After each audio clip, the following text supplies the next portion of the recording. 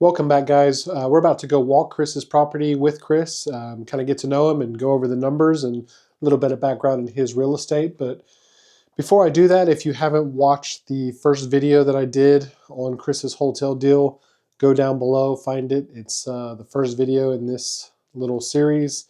But yeah, just kind of want to talk about some key points which make a good wholetail, which we've covered as we were walking through. But what makes a good wholetail? Right? One of the things which is most important is days on market. So DOM.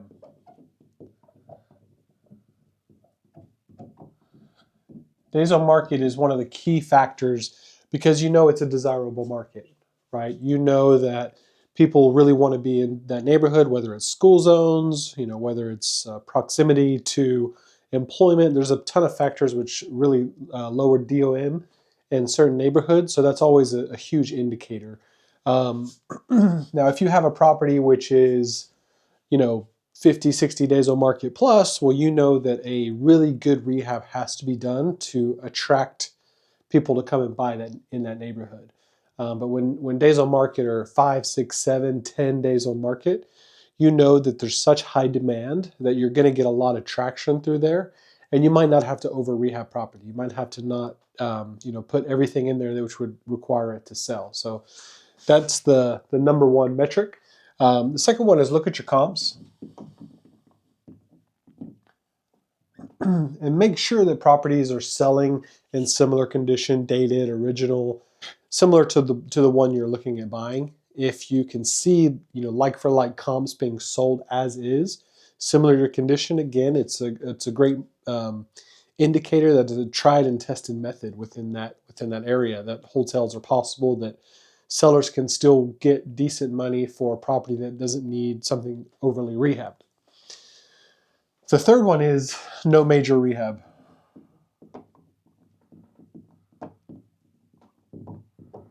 Right? When you get a property that needs $50,000, $60,000, $70,000 of work, or even $40,000, $30,000, it really limits you if you close on that property to only selling to investors, right? And investors are going to do the same numbers that we broke down in all the flip videos. They're going to be looking at buying at 70 to 75% because they want to make money once they rehab and sell it.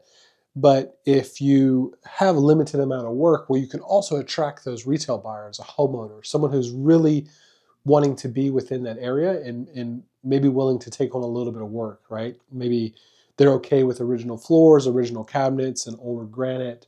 Their intention might be to get in there, and because they're getting it for a good price, they might want to do a lot of that work themselves. So no major rehab, nothing structural. You're going to have to fix that. You'll see on Chris's, we're fixing the foundation.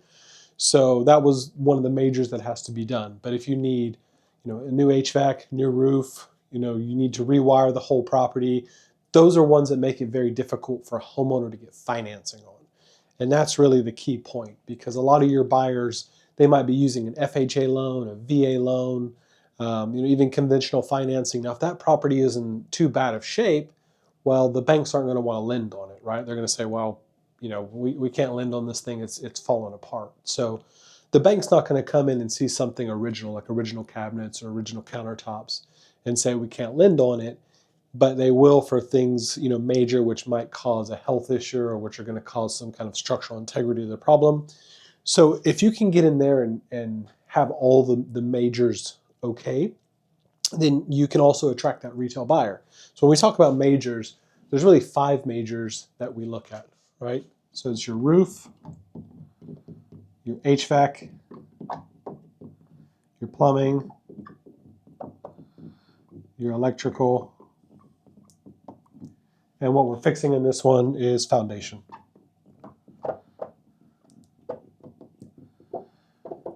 So when you're walking a property and you evaluate it in a wholesale as a possible exit strategy, when you're going through with your contractor or your rehab sheet, look at these items first. Now, if these items are all okay and the cosmetics of the property are dated and the numbers which we're going to go over factor in well, then you can look at it as a possible wholesale.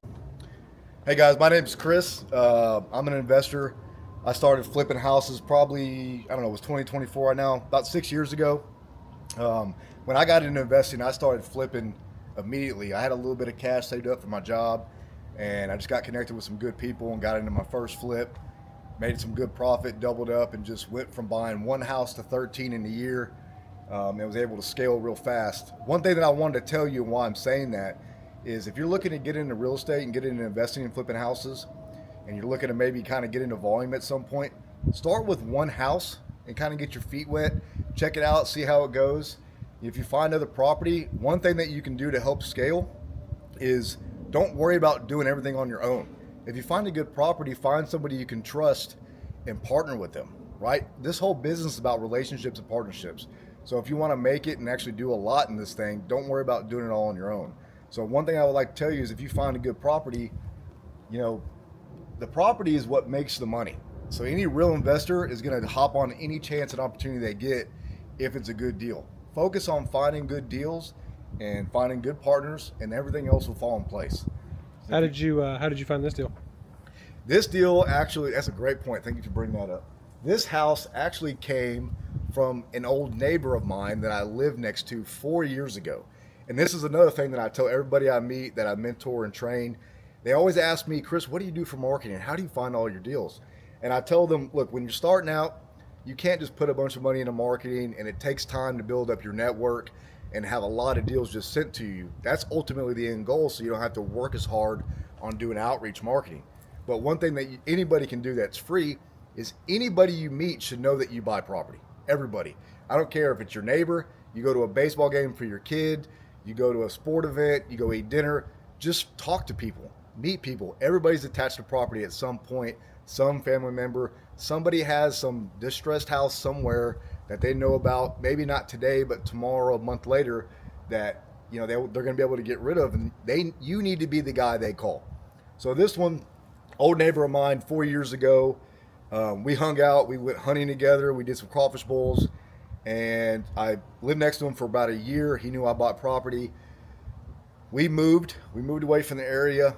3.5 years later, I get a call, which was a couple weeks ago, and he's like, "Hey man, this is Keith, your old neighbor." And I was like, "Yeah man, I still got your number saved. How's it going? How you been?" He's like, "I've been good." He's like, "Hey, I just wanted to reach out. Do you still buy houses?" And I was like, "Of course I still buy houses, man. Like, it's my main thing I do." He goes, "Well, my mom has a house she's looking to sell." And I was like, "Man, that's great. That's awesome. Where is it at? What's the situation with it? How can I help her out?"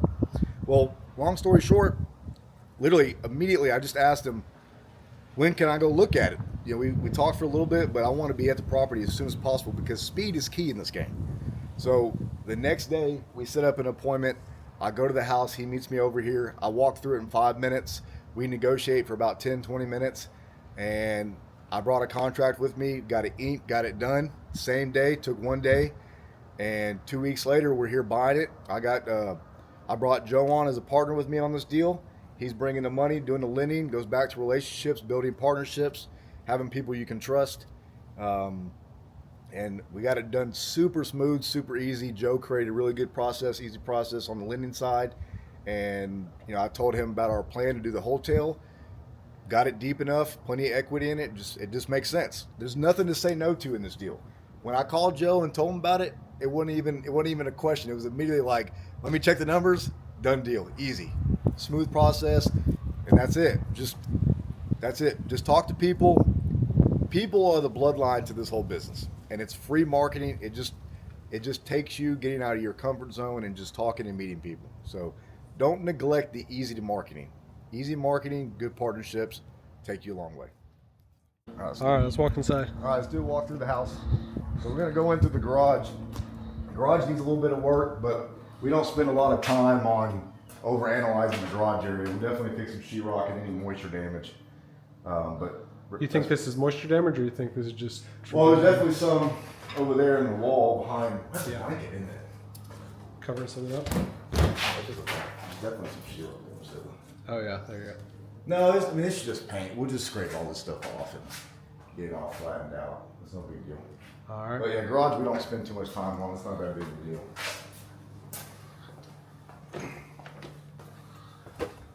That light.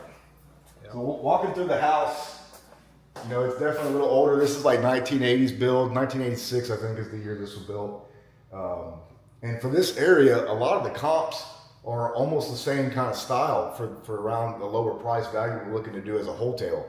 So, you know, even though it's got older cabinets in here, they've done a little bit of updating as far as the flooring. It's got this older tile.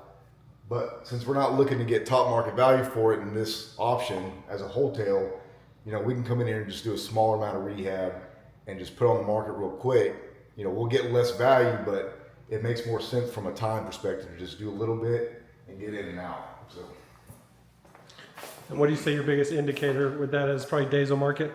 Yeah, days on market is going to be the biggest thing. And comparables? And just time. Like, if you're, let's say you're getting a loan and you're holding a note on it, you know, every day you hold this property, the more money it costs you. And we want to be in and out quick. We don't want to get stuck holding a property for 4, 5, 6 months. Just because the comps show that maybe it can sell for $285 fixed up doesn't mean it ultimately will do that, because the market changes on a dime. So, you know, we look to be whatever makes the most sense. So if we can come in and put 10 grand into this, like I said, we'll do the foundation, because the foundation is probably the biggest thing here.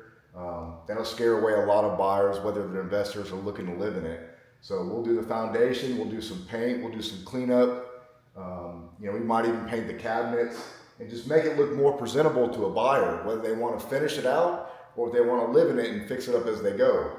So, you know, if we can do that quicker, as opposed to sitting on the market for 4 or 5 months, you know, after we rehab it and taking 3 or 4 months to rehab it, we can get this rehab done in a week, 2 weeks max, and have it on the market and see what we get for it, you know, to see what the market tells us what it's worth.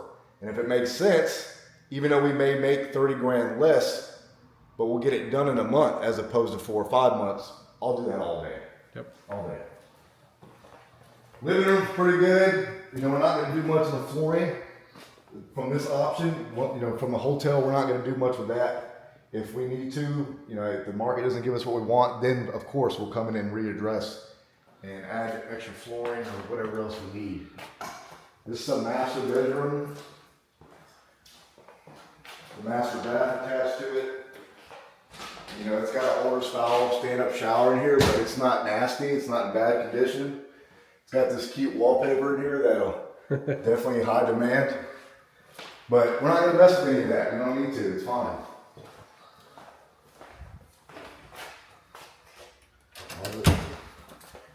Yeah, when I first saw the shower, I thought it was pretty weird. They took space from the other bedroom. So this one's interesting. It's the second bath.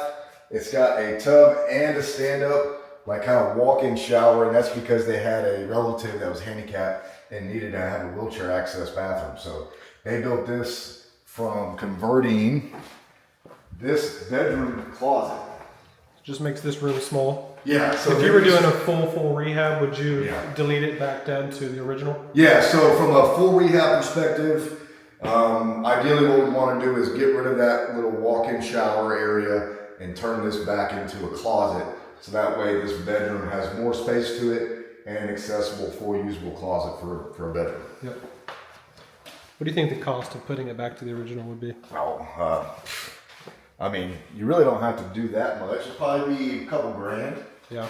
$1,500 probably. We'll get rid of this whole shower and turn it back into a closet. And you just got to re-surround it. Yep. Another bedroom. This one's pretty good.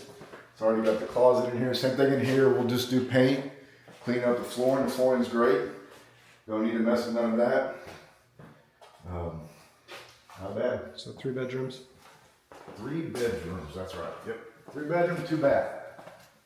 With 2 or 3 showers. Entryway. Awesome, yeah. Pretty cookie cutter. Let's go outside.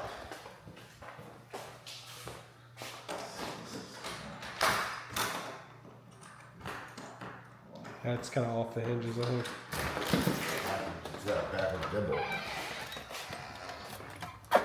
Okay. So out here. We'll prop up the fence.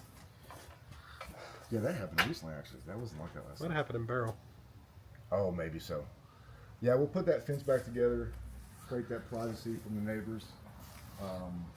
We'll probably also end up repairing this little porch. Uh-huh. Just because it's inexpensive, it's shingles. shingles and some Plywood. hardy underneath it. AC on this house is actually pretty relatively new. We won't mess with the AC. The roof is fine. It's got a 30-year architectural shingle roof on it. I think you have to replace the panel box. You know, let's see. Check. No, that's fine. I mean, we could.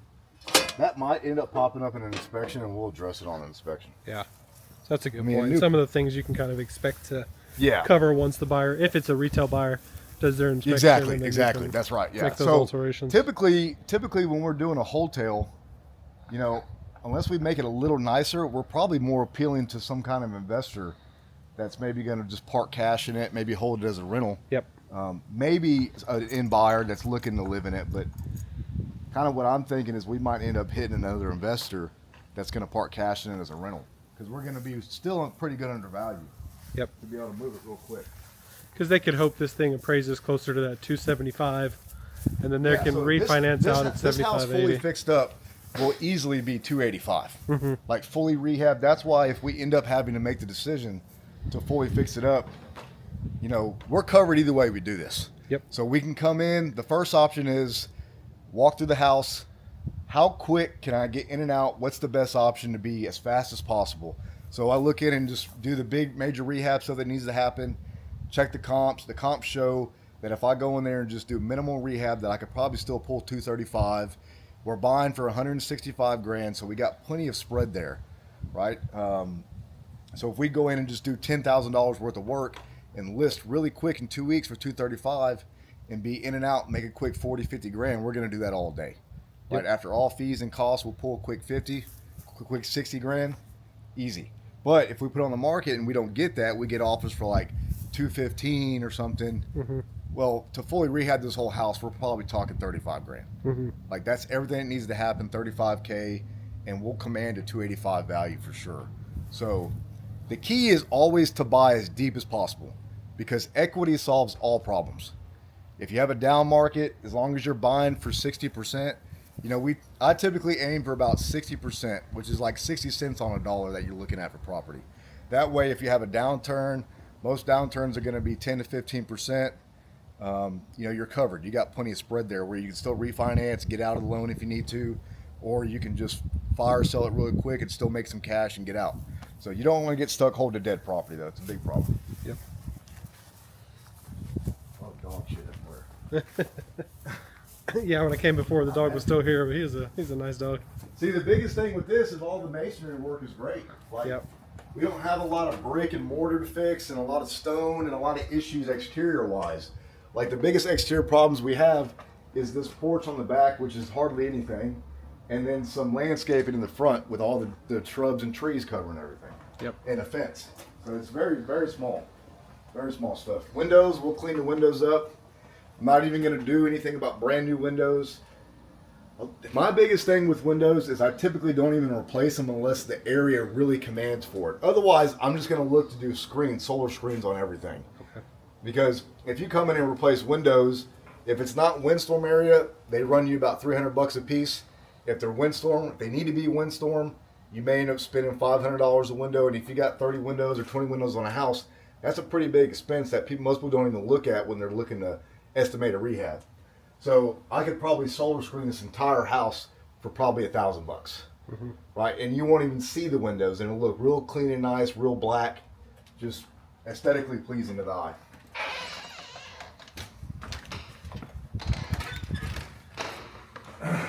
Anything in the kitchen, or just maybe paint the cabinets? Yeah, so the cabinets are definitely going to get painted for sure. Now, another thing that I might end up doing is I might end up changing out the countertops and the backsplash, because I can get that done very, very cheap. Like a lower granite, or would you put a quartz in there? No, you know, we could do a quartz, but I also have a very nice granite that we use that I can get slabs for like $600. So if we do quartz, it probably costs me an extra $600. I mean, we'll look at it and see. But I can also go with like a really nice granite that, you know, the comps show as to be okay and fine for the value. Yep. I mean, the granite and the quartz difference is obviously quartz is a little nicer, but if you go with a really nice granite, you don't do like that basic gray and white granite that everybody uses, you can still get some good value out of it. And just changing that alone in here would change everything. And it's a very inexpensive cost. Like I said, we're looking to probably spend like 10 grand max from a wholetail perspective. But that's also why we're rewalking it, because we're buying this today. The seller's already signed. We'll be signing here in the next hour or two. You always want to walk the property too right before you sign and fully close to make sure that one, everything's out of it, at least what you agree to, and that two, that like they're not looking to stay here and like squat in the property. Because then we got to go through an eviction process, and that's just another pain in the ass that we don't want to deal with. So you always want to do a final walk. Always try to have the seller sign first if you can. Make sure they get all their stuff squared away. Make sure they leave keys, and everything's ready for you to come in and do your job. So we're buying this today, and we're looking to start the rehab tomorrow. Like I already got the foundation guys set up. I've been having this pre-scheduled for about 2 weeks now prior to closing. So we're looking to move on this real quick, because when you get a lender that's, trusting you to do a good job, you want to keep using them, build a good relationship, show them that you know how to handle their money, get in and out quick, make them a nice return, make them a nice profit, and just keep everybody happy. So, if you're using Joe and Spark Lending and you got a solid team there and you want to keep a good reputation with them, show them what you know how to do, handle the money well, and get in and out of the properties real quick with a nice product so you can sell it. And that's just the way you got to do it.